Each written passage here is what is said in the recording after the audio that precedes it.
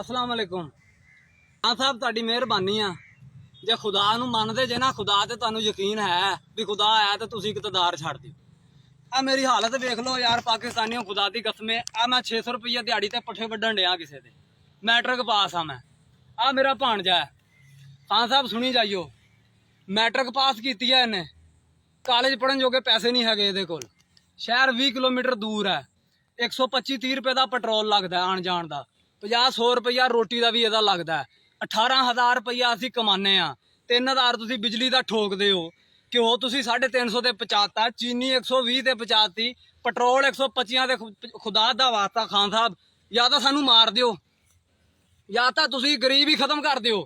खुदा दा वास्ता मेरे नाल पट्ठे वड्ढण डिया गरीब। आह मैट्रिक पास, कालेज पढ़न जांदा, कालेज पेट्रोल के पैसे नहीं पूरे हुंदे। मार तो तुसी महंगाई ना दिती आवाम। आ तुहाडे अगे हथ बन्ने, सानू जानों भी मार दियो ना, होवांगे ना आ रोना पिट्टा असी पावांगे।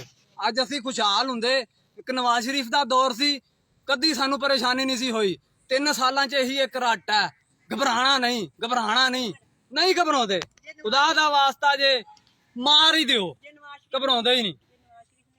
सही है ना, जे नवाज शरीफ ने खादा है ना तो खुदा दी कसम उन्हें मुल्क नूं रिलीफ भी दिता है। असी खुश सी, गरीब खुश सी। आ तुहाडे अगे हथ बन्ने आ खान साहब, खुदा दा वास्ता है।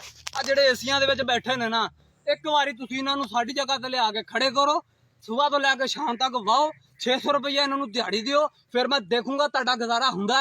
उत्थे एसियां च बह के, कारां च बह के तुसीं गल्लां मारदे हो, महंगाई नहीं हैगी।